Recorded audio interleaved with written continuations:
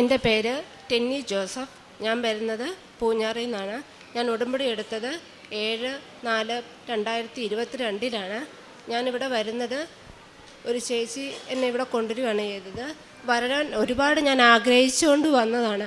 എപ്പോഴും മാതാവിനെ സ്വപ്നം കാണുമായിരുന്നു. പക്ഷെ എനിക്കിവിടെ വരാൻ പറ്റാത്തൊരു സാഹചര്യത്തിലായിരുന്നു.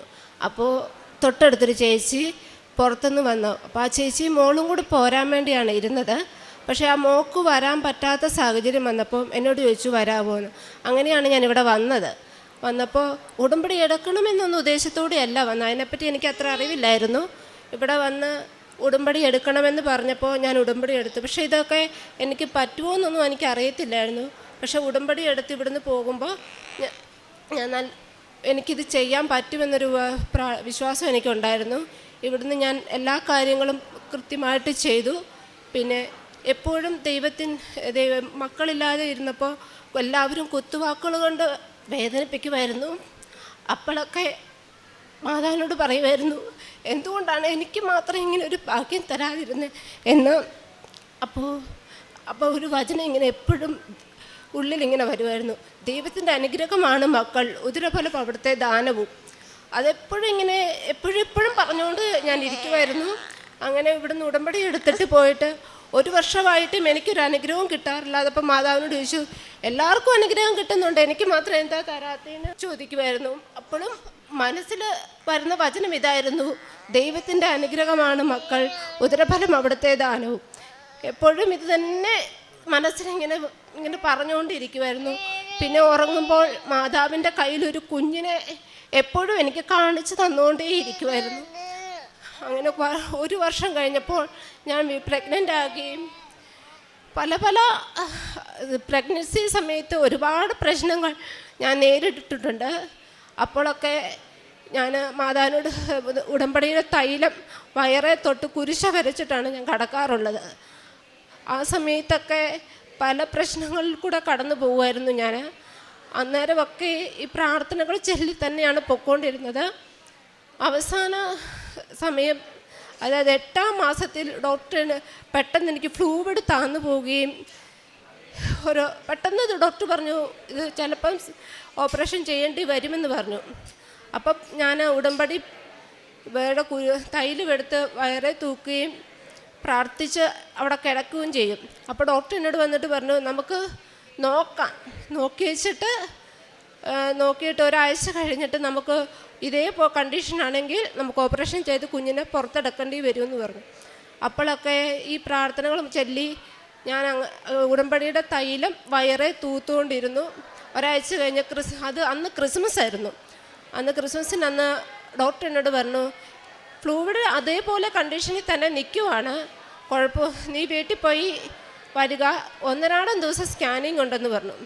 തിരിച്ച് ഞാൻ ക്രിസ്മസിൻ്റെ അന്ന് വീട്ടിൽ ഉച്ചയായപ്പം വന്നു, പ്രാർത്ഥിച്ചു. പിറ്റേ 2 ദിവസം കഴിഞ്ഞിട്ട് ഞാൻ സ്കാനിങ്ങിന് ചെന്നപ്പോൾ ഡോക്ടർ പറഞ്ഞു, ഫ്ലൂയിഡ് കയറി വരുന്നുണ്ട്, കുഴപ്പമൊന്നുമില്ല, കുഞ്ഞ് ഹെൽത്തിയായിട്ടിരിക്കുന്നു എന്നും പറഞ്ഞു. അത് കേട്ടപ്പോൾ സന്തോഷമായി.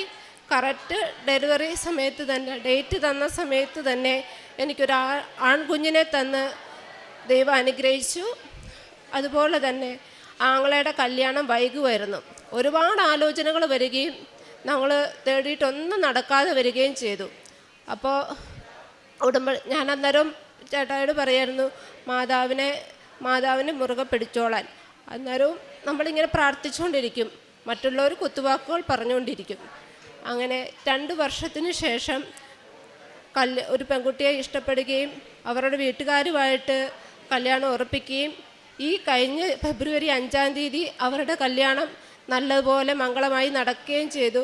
മാതാവിന് ഒരുപാട് അനുഗ്രഹം പറഞ്ഞുകൊണ്ട് നിർത്തും. ഇന്ന് കറക്റ്റ് 39ാമത്തെ വയസ്സിലേക്ക് ചേട്ടായി കയറിയിരിക്കുകയാണ്. എല്ലാവിധ അനുഗ്രഹങ്ങളും അവരുടെ ജീവിതത്തിലുണ്ടാകട്ടെ എന്ന് പ്രാർത്ഥിക്കുന്നു. ഞാൻ പത്രമൊക്കെ എല്ലായിടത്തും വിതരണം ചെയ്യുമായിരുന്നു. അതുപോലെ തന്നെ ക്രൈസ്തവരായിട്ടുള്ള ആൾക്കാരാണ് എന്നോട് കൂടുതലും വന്നിട്ട് മാതാവിനെ പറ്റിയൊക്കെ ചോദിക്കുമായിരുന്നു. ഞാൻ ഉടമ്പടി എടുത്തിട്ട് ചെന്നതിന് ശേഷം എന്നോട് ചോദിക്കുമായിരുന്നു, എന്താണ് ഉടമ്പടിയൊക്കെ, എങ്ങനെയാണ് എടുക്കേണ്ടത്, ഞങ്ങൾക്കൊരു കാശുരൂപം തരാമോ എന്നൊക്കെ ചോദിക്കും. അത് അവർക്ക് ഞാൻ കൊടുത്തുകൊണ്ടിരിക്കുന്ന വിശ്വാസപ്രമാണം ചൊല്ലിയ ശേഷമാണ് അവർക്കൊരു പത്രമായാലും എൻ്റെ കയ്യിലിരിക്കുന്ന കാശുരൂപമായാലും കൊടുത്തുകൊണ്ടിരുന്നത്. അതുപോലെ തന്നെ ഒരു കൊച്ച് എൻ്റെ വീട്ടിലുണ്ടായ ഹൈവസ്ഥരാണ്. അവരെൻ്റെ വീട്ടിൽ ഒരു കൊച്ചിനെ കൊണ്ട് വരുമായിരുന്നു. അപ്പോൾ ഞാൻ പ്രഗ്നൻ്റ് ആയപ്പോൾ ആ കൊച്ച് എൻ്റെ അടുത്ത് എപ്പോഴും ഉണ്ടായിരുന്നു. ആ കൊച്ചിനൊരു അസുഖം ഉണ്ടായിരുന്നു. അപ്പോൾ ഞാൻ അവരോട് ചോദിച്ചു, ഞാൻ ഈ തൈലം പൂശുന്നത് കൊണ്ട് എന്തെങ്കിലും നിങ്ങൾക്ക് ബുദ്ധിമുട്ടുണ്ടെങ്കിൽ പറയണമെന്ന് പറഞ്ഞു. അപ്പോൾ അവർ പറഞ്ഞു കുഴപ്പമില്ല, ചെയ്തോളാൻ പറഞ്ഞു. ഞാൻ വിശ്വാസപ്രമാണം ചൊല്ലി തൈലം ആ കൊച്ചിൻ്റെ നെറ്റി പൂശി ചെയ്തു. 2 ദിവസം കഴിഞ്ഞപ്പോൾ ഡോക്ടർ പറഞ്ഞു കൊച്ചിന് കുഴപ്പമില്ല, മരുന്ന് കഴിച്ചാൽ മതി, മാറുമെന്ന് പറഞ്ഞു. ആ കൊച്ചിനൊരു കുഴപ്പമില്ല. അതുപോലെ തന്നെ ഒത്തിരി പേര് ഇവിടെ വരുമ്പം ഞങ്ങൾക്ക് വേണ്ടി പ്രാർത്ഥിക്കണം, അല്ലെ ഒരു കാശ് രൂപ എങ്ങനെയാണ് ഉടമ്പടി എടുക്കേണ്ടത് എന്നൊക്കെ ചോദിക്കാറുണ്ട്. അതൊക്കെ പറഞ്ഞു കൊടുക്കാറുണ്ട്. പത്രമൊക്കെ ഉണ്ടെങ്കിൽ തരുമോ, അല്ലെ കാശ് രൂപ ഉണ്ടെങ്കിൽ തരുമോ എന്ന് ചോദിക്കുന്നവരുണ്ട്. അവർക്കൊക്കെ അത് കൊടുക്കാറുണ്ട്. പക്ഷേ പ്രാർത്ഥിച്ചിട്ട് മാത്രമായിരിക്കും കൊടുക്കുക എന്നുള്ളതാണ്. പിന്നെ അവരോടും ഞാൻ പറയും, നിങ്ങളും ഇത് നിങ്ങളോട് ആരെങ്കിലും ചോദിച്ചാൽ ഇതുപോലെ പ്രാർത്ഥിച്ചിട്ട് കൊടുക്കാം. പിന്നെ ക്രൈസ്തവർക്കൊന്നും പ്രാർത്ഥന ചെല്ലാൻ അറിയത്തില്ലായിരിക്കും. അപ്പം ഞാൻ പറയും, നിങ്ങളുടെ രീതിയിൽ പ്രാർത്ഥിച്ചിട്ട് ഒന്ന് കൊടുത്ത് ദൈവത്തിന് മാതാവിനോടൊന്ന് പ്രാർത്ഥിച്ചിട്ടൊന്ന് കൊടുത്തേക്കണം. നിങ്ങൾക്ക് പ്രാർത്ഥിക്കാൻ അറിയത്തില്ല, അറിയാവുന്ന പോലെ പ്രാർത്ഥിച്ചിട്ടേ കൊടുക്കാവുള്ളൂ എന്ന് പറയാറുണ്ട്. അത് അവർക്ക് അനുഗ്രഹം കിട്ടി എന്ന് പറയുമ്പോൾ കേൾക്കുമ്പോൾ നമുക്കൊരു സന്തോഷമാണ് ഉള്ളിൽ. അത് എല്ലാവർക്കും അതുപോലെ അനുഗ്രഹം കിട്ടട്ടെ എന്ന് പ്രാർത്ഥിക്കുന്നു. എനിക്ക് ഈ 2 അനുഗ്രഹങ്ങൾ തന്ന മാതാവിനും ഈശോയ്ക്കും ഒരുപാട് നന്ദി പറഞ്ഞുകൊണ്ട് നിർത്തുന്നു. ജെറമിയ പ്രവാചകൻ്റെ പുസ്തകം 32-ാം അധ്യായം 40-ാം തിരുവചനം. ഞാൻ അവരുമായി ശാശ്വതമായൊരു ഉടമ്പടി ഉണ്ടാക്കും, അവർക്ക് നന്മ ചെയ്യുന്നതിൽ നിന്ന് ഞാൻ പിന്തിരിയുകയില്ല. അവർ എന്നിൽ നിന്ന് പിന്തിരിയാതിരിക്കാൻ എന്നോടുള്ള ഭക്തി ഞാൻ അവരുടെ ഹൃദയത്തിൽ നിക്ഷേപിക്കും. ടെനി ജോസഫ് എന്ന ഈ മകൾ വളരെ ശക്തമായ ഒരു പ്രത്യക്ഷീകരണ സാക്ഷ്യം ഇവിടെ ഏറ്റുപറയുകയായിരുന്നു. വളരെ കണ്ണീരോടുകൂടിയാണ് ടെനി ഇവിടെ വന്ന് ഉടമ്പടി ചെയ്ത് നിയോഗങ്ങൾ എഴുതി പരിശുദ്ധ അമ്മയുടെ മധ്യസ്ഥതയിൽ ഈശോയോട് പ്രാർത്ഥിച്ചുകൊണ്ടിരുന്നത്. ഈശോ ഇവരുടെ ജീവിതത്തിൽ വലിയ അത്ഭുതങ്ങളാണ് ചെയ്തിരിക്കുന്നത്. 8 വർഷത്തിന് ശേഷം വിവാഹം കഴിഞ്ഞിട്ടും കുഞ്ഞില്ലാതെ ഉള്ള ഒരവസ്ഥയിൽ വളരെ കണ്ണീരോടുകൂടി മകൾ പ്രാർത്ഥിച്ചു, പരിശുദ്ധ അമ്മേ, നീ എല്ലാവർക്കും അനുഗ്രഹം കൊടുക്കുന്നുണ്ടല്ലോ, എനിക്ക് മാത്രം എന്തേ ഒരു അനുഗ്രഹം തരാത്തത്, എനിക്കൊന്ന് കുഞ്ഞിനെ തരാത്ത എന്നുള്ള ഒരു വലിയ സങ്കടത്തോടു കൂടിയുള്ള പ്രാർത്ഥനയ്ക്കുള്ള ഉത്തരമാണ് ടെനിയുടെ ഈ ഓമന കുഞ്ഞ്. നമ്മളെത്ര തന്നെ തകർന്നു വന്നാലും സമയച്ചുരുക്കത്തിൻ്റെ അമ്മ എത്ര തന്നെ പഴകിയ നിയോഗങ്ങളായാലും എത്ര കാഠിന്യമുള്ള നിയോഗങ്ങളായാലും നമ്മുടെ ഉടമ്പടി ജീവിതം, നമ്മുടെ വിശുദ്ധിയുള്ള ജീവിതം വളരെ കറക്റ്റഡ് ആണെങ്കിൽ, വളരെ ഈശോയോട് അടുത്ത് നിൽക്കുന്നെങ്കിൽ, നമ്മുടെ കുദാശ ജീവിതം വളരെ മനോഹരമാണെങ്കിൽ പരിശുദ്ധ അമ്മയ്ക്ക് നമ്മുടെ ആഗ്രഹങ്ങളൊന്നും നിഷേധിക്കാൻ സാധിക്കുകയില്ല. പരിശുദ്ധ അമ്മ ഉടനെ തന്നെ നമ്മുടെ ഉടമ്പടി ഫയലിൽ ഒരു ഒപ്പിട്ടുകൊണ്ട് ഈശോയ്ക്ക് കൊടുക്കും.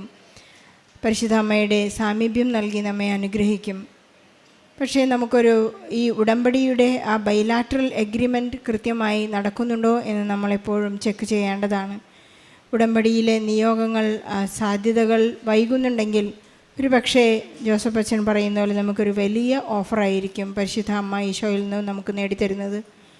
അല്ലെങ്കിൽ നമ്മുടെ നിബന്ധനകളിൽ എന്തെങ്കിലും ഒരു കുറവ് അതിനുണ്ടായിരിക്കാം.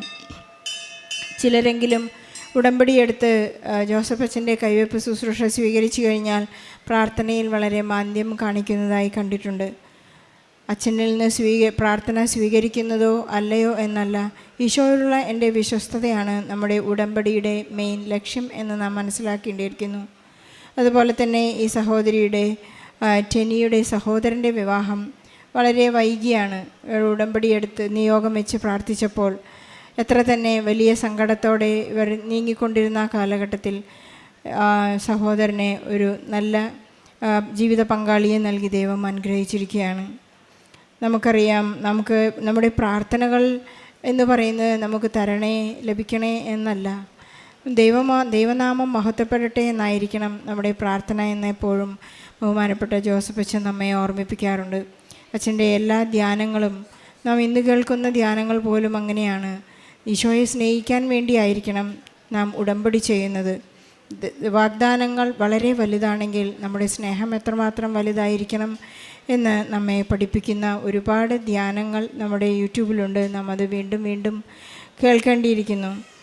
നാം വചനത്തിൽ വായിച്ചെടുക്കുന്നത് പോലെ ഇവൻ എന്തുകൊണ്ട് അന്ധനായി തീർന്നു എന്ന് ശിഷ്യന്മാർ ചോദിക്കുന്നതിന് ഉത്തരം ഇതാണ്: ഇവൻ്റെ മാതാപിതാക്കളുടെ പാപം കൊണ്ടോ മറ്റുള്ളവർ ചെയ്ത പാപം കൊണ്ടൊന്നുമല്ല, ദൈവനാമം മഹത്വപ്പെടാനാണ് ഈശോ അത്ഭുതം പ്രവർത്തിക്കുന്നതും നമ്മുടെ ബലഹീനതകളും കുറവുകളും നമുക്കുണ്ടാകുന്നത്.